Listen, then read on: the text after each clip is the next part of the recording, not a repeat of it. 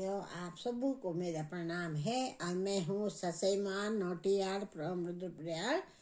और मैं आज आपको ये छोटी सी कहानी सुनाना चाहती हूँ।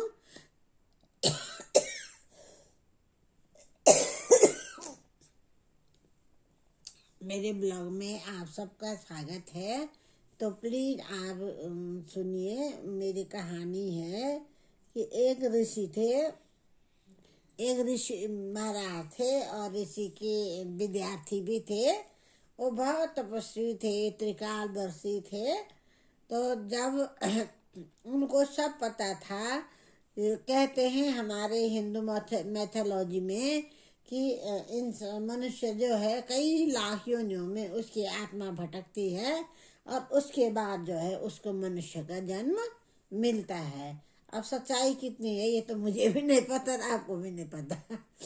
लेकिन उन्होंने कहा कि अपने शिष्यों को, जब वो बूढ़े हो गए ऋषि, उन्होंने अपने शिष्यों से कहा कि बच्चों, अब मैं मतलब मरने वाला हूँ, ये मृत्यु लोक है, यहाँ तो अमर कोई नहीं हुआ, किसी न किसी को जाना तो सभी को पड़ता है।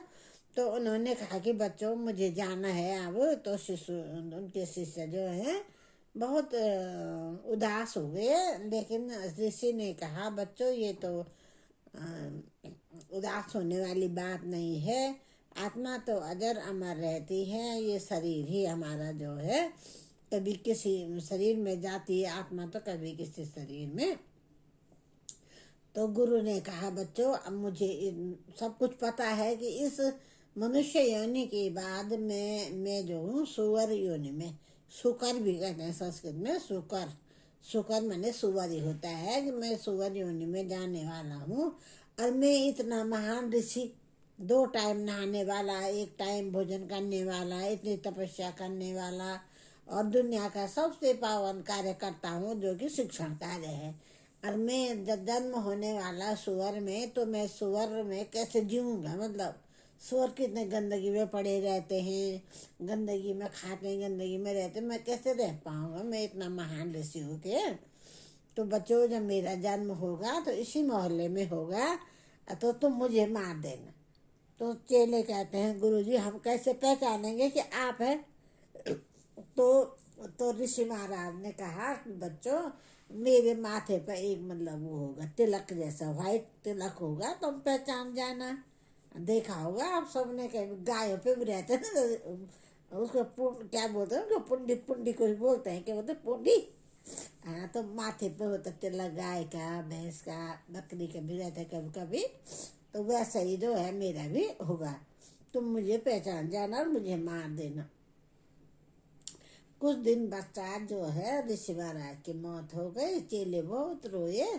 अब बहुत कुछ महीनों बाद उन्होंने देखा कि सुअरों के बीच में एक छोटा सा सुअर है और वो अपनी माँ पे चिपका हुआ है, अपनी भाई बहनों के बीच में छुप रहा है। और उन्होंने देखा कि इसके माथे पर तो त्रिपुंड बना हुआ है। तो बच्चे पहचान गए। अब बच्चों ने कहा, तो गुरु जी की आज्ञा थी कि भाई मुझे मार देना, मैं कैसे रहूँगा वहाँ उस योनि में, सुकर योनि में।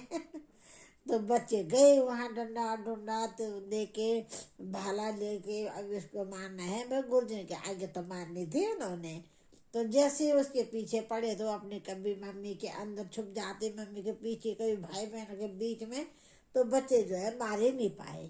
फिर सभी विद्यार्थियों ने जो है वो करा, ध्यान किया, ध्यान से गुरु जी को बुलाया। गुरु जी, आपने तो कहा था मार देना, और आप तो पकड़ी में नहीं आ रहे, हम कैसे मारेंगे? तो तब बच्चों, अब ये तो कहानियों में ही संभव है, कल्पना का अधिक पुट होता है कहानियों में, और सच्चाई का भी थोड़ा बहुत महत्व होता है। लेकिन कहानियों का मुख्य उद्देश्य ये होता है कि कुछ शिक्षा दे सके। तो कहानी में ऐसा हुआ कि गुरुजी जो है प्रकट हुए और गुरुजी ने कहा बच्चों, मुझे मत मारो, मैं सुअर रूप में जन्म तो ले लिया है, लेकिन अब मुझे न मारो। मुझे यह जीवन ही बहुत प्रिय लग रहा है। तो मैं अपनी माँ को बहुत प्यार कर रहा हूँ, एक गंदगी भी मुझे प्रिय लग रही है, अपने भाई बहनों को भी प्यार कर रहा हूँ। तो बच्चों ऐसा है, किसी को भी जो भी होगा, जिस भी जन्म में, जिस भी योनि में जो जन्म लेता है, उसका अपना जीवन प्यारा होता है। मरना कोई नहीं चाहता है, लेकिन मृत्यु लोक है तो मरना तो होता ही है एक दिन, लेकिन मुझे अभी ना मारो। तो इस प्रकार से बच्चों ने अपने हाथ खींच लिए और अपनी पढ़ाई शुरू कर दी। तो इस कहानी से यह भी शिक्षा मिलती है कि जिसको जन्म लेना है उसको मरना ही है। और दूसरा ये है कि सबको अपना जीवन प्रिय होता है। तो दोस्तों, आप लोग भेजिए आपको ये कहानी कैसी लगी, और कुछ गलतियां रह गई होंगी तो माफ करना। और बाय फ्रेंड्स, फिर मिलते हैं दूसरे वीडियो के साथ। तो प्रणाम।